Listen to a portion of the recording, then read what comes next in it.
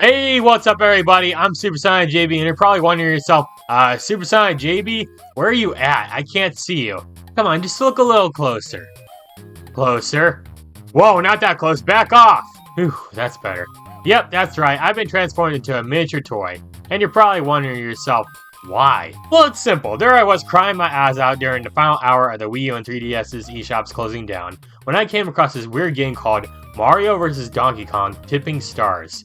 And I'll be real here, I didn't even know this game existed. So I decided to purchase it, but as soon as I did, I randomly got transformed into a toy. I mean, this game you're supposed to control an army of toys, so maybe after buying this game it cursed me or something and made me into a toy? I guess I should have listened to that warning saying that purchasing this game will put a curse on you. But come on, it was on sale! Yeah, I'm kidding. This is Nintendo we're talking about. They don't put anything on sale. But still, even though I'm a toy now, that's not going to stop me from playing and reviewing this game, so let's try it out. Can someone please turn on my Wii U for me?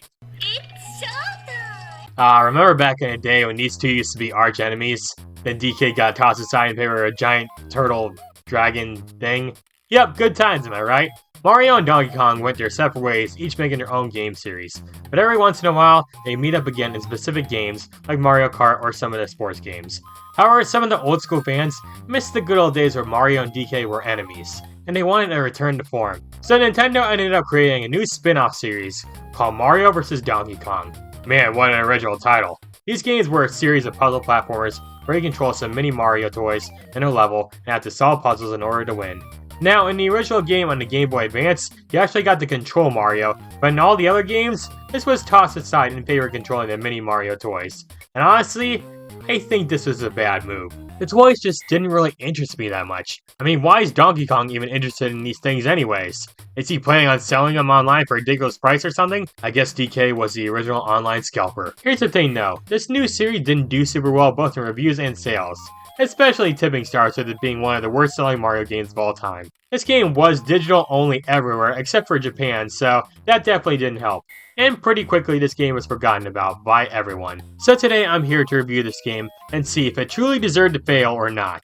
So let's check out Mario vs. Donkey Kong Tipping Stars. This game is played with a Wii U gamepad. Wait, I can't use this? So this is Mario vs. Donkey Kong Tipping Stars, and I'll admit, the title screen does look nice. Hopefully the same can be said about the actual game. The game starts off with a really short cutscene where Donkey Kong ends up kidnapping Pauline. Now let me just say this is one of the lamest cutscenes in Mario history. I mean, just watch. Help! Help! Hey, come back here!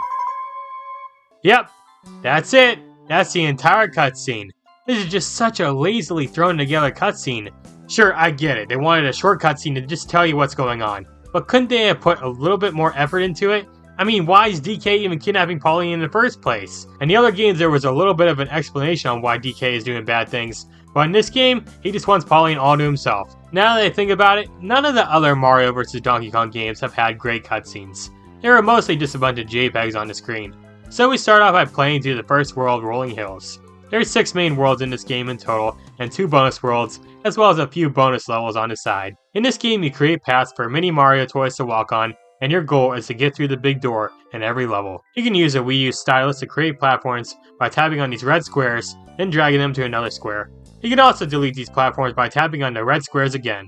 Each world has 8 levels to play through, and once you clear them all, you get to move on to the next world. Each stage also has some coins you can collect to increase your score, and there's even some big Mario coins you can collect too. Once you beat a level, you're giving a ranking based on your score. And then it's off to the next level. In the next level, we pick up these red anvil things, and this will let us build more bridges so we can get the toy Marios to the goal. Or, in this case, the door.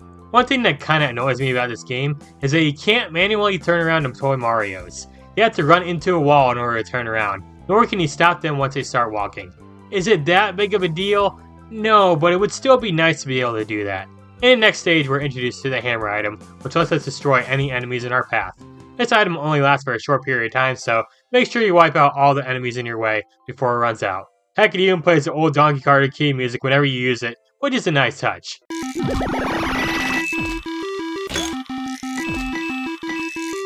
In the next level, we're introduced to more mini toys. Sometimes in a level, you have more than one door, and you'll have to send the correct toys to the right doors in order to beat the level. Oh man, I like these kinds of levels. It adds more of a challenge. Then in the next level we run into these DK toys that will launch us up in the air. These guys can be used to get to higher grounds way more easily. They kinda remind me of those Chucksters from Mario Sunshine.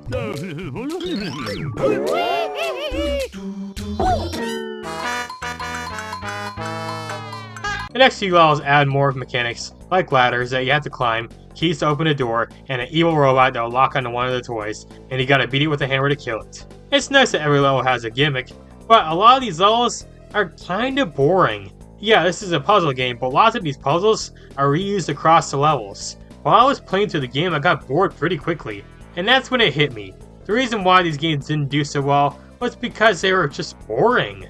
This definitely isn't your typical Mario adventure, nor is it Mario Adventure 2 Battle. It's just a really slow puzzle game where you just tap on your screen until you win. This game also looks and feels like a generic Adobe Flash game you find online. Like the graphics and background images are just so simple and lame. And even the music is just reused songs from old Mario games.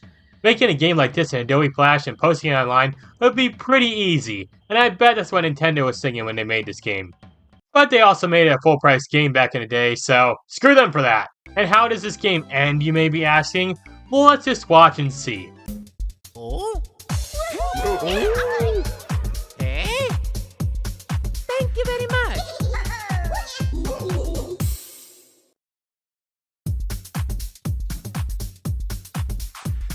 I'm sorry, what? Like, what just happened here? I thought DK was holding Pauline hostage, but now everyone is all buddy-buddy? Why? The sign up top also says surprise, so I guess it was Mario's birthday or something, and he kinda just shrugs it off and says thank you for playing the game? Yeah, this ending really makes no sense. Also, these images are just standard Google images you find online, just saying. So yeah, I just like the opening cutscene in this game. This is yet another super lazily thrown together cutscene. I mean, at least Toad looks happy though. So in the end, I thought Mario vs. Donkey Kong Tipping Stars was a really lazy cash grab of a game that in all honesty deserved to fail. But I can't really say that it's truly a bad game. The gameplay is at least kind of enjoyable, and it does feel satisfying being a level, but it still wasn't a very good game, and charging full price at launch was definitely a bad idea. I mean, so was releasing Hotel Mario, but they did it anyways. You know what they say, all toasters toast toast.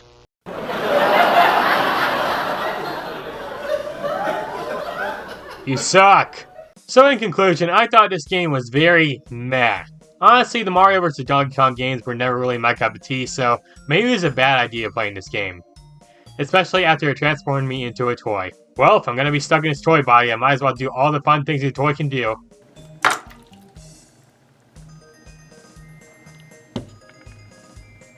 I always wanted to swim in a sink.